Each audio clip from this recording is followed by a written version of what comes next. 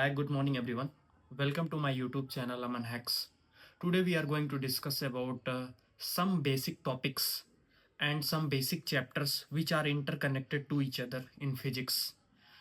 आज हम कुछ ऐसे चैप्टर्स के बारे में बात करेंगे जिनको आपको एक फ्लो में एक साथ पढ़ना ज़रूरी है, क्योंकि ये चैप्टर्स एक दूसरे से कनेक्टेड थे। जैसा कि नेक्स्ट वीडियो मैंने जो अपलोड किया था उसमें कमेंट आया था कि सर आप इस टॉपिक पे वीडियो बनाइए, तो उसके लिए बना रहा हूँ। ये इंपॉर्टेंट है, ये बोर्ड एग्ज़ाम है, चाहे नीट एग्ज़ाम हो, चाहे ये जेई का एग्ज़ाम हो, ये दोनों के तीनों के लिए एडवांटेज है। क्यों एडवांटेज है?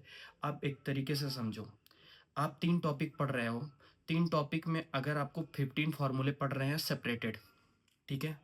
अगर वही 15 फ़ॉर्मूले अगर उन तीनों टॉपिक को आप एक फ्लो में एक साथ पढ़ रहे हो, तो 5 फ़ॉर्मूले मिलेंगे आपको। तो आपको बेटर क्या है, 15 फ़ॉर्मूले याद करने या जो तीनों टॉपिक को तीनों चैप्टर को कोरिलेट करके वो 5 फ़ॉर्मूले बने, वो इम्पोर्टेंट है। मैं बताऊँगा कैसे कोरिलेट होते हैं सारे चैप्टर्स और कैसे आपको करने हैं, ये बहुत इम्पोर्टेंट है। ज़रूरी नहीं है जो सिस्टमैटिक ऑर्डर मैं बताऊँगा आप वही फ़ॉलो करना, बट ये ज़रूरी है कि जिन चैप्टरों का मैं कॉम्बिनेशन बताऊँगा वो आपको पढ़ना ही ज़रूरी है। आई नो आपका पोटेंशियल है सारे चैप्टर को डिफरेंट डिफरेंट पढ़ने का, बट आप थोड़ा हार्ड वर्क की बजाय स्मार्ट वर्क करेंगे लेस टाइम में, तो आपको ज़्यादा अचीवमेंट्स मिलेंगी। तो मैं अब बता रहा हूँ, आप लिख लेना। या आपको कोई प्रॉब्लम होगी तो मैं इस वीडियो के लास्ट में उसका इमेज एक ऐड कर दूंगा, कैसे आपको पढ़ना है क्या नहीं पढ़ना है। तो मैं आपको चैप्टर्स बताने जा रहा हूँ, तो चैप्टर को याद रखिएगा। NLM and friction, work power energy, electrostatics and gravitation, ये 4 चैप्टर्स को आपको एक फ्लो में पढ़ना है। Circular motion, magnetic effect and magnetism और इलेक्ट्रोमैग्नेटिक इंडक्शन आपको एक फ्लो में पढ़ना है। क्यों पढ़ना है?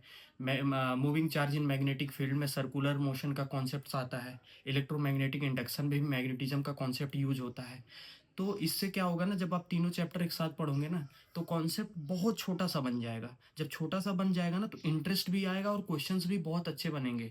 आपको क्या होता है ना, कई बार दो दो चैप्टर को कोरिलेट करके क्वेश्चन बना देता है ना, तो लगता है कि बहुत हार्श लेवल का, बहुत डिफिकल्ट लेवल का ये क्वेश्चन आ गया है। नहीं भाई, अगर आप इस तरीके से पढ़ते हो ना, चैप्टर को कंबाइन करके ना, उससे आपको बेटर अंडरस्टैंडिंग होगी। किसी भी टाइप का क्वेश्चन कहीं से भी बनेगा, टैकल करने में आसानी होगी आपको।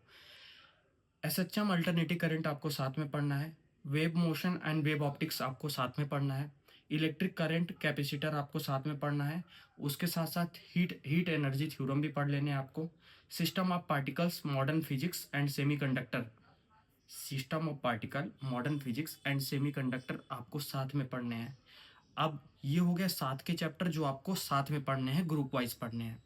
अब इंडिविजुअल टॉपिक्स के बारे में बात करते हैं जो आपको सेपरेटेड पढ़ना है। Kinematics, ray optics, properties of solid and properties of fluid, इसको आप सेपरेटेड पढ़िए। लेस स्कोरिंग है, आप इसको लास्ट में भी पढ़ेंगे तो चलेगा, बट रे ऑप्टिक्स का प्रेफरेंस पहले आप रखिएगा। और बाकी भाई एनएलएम एंड फ्रिक्शन, अदर जो चैप्टर्स मैंने ऊपर बताएं, साथ में पढ़ना। नया एडवांटेज आपको मिले तो आप बोलना। आई होप आप समझ चुके होंगे। आई नो अभी डिफ़िकल्ट होगा आपको नोट करने में, तो मैं लास्ट में एक इमेज ऐड कर दूंगा जिसमें सब कुछ कंबाइंड फॉर्मेट में होगा। Thank you. बहुत कम टाइम है, बहुत अच्छे से प्रिपरेशन कीजिए। बाकी के लिए आगे ऐसे ही वीडियो लाता रहूँगा। सब्सक्राइब कीजिए चैनल को। Thank you so much for watching.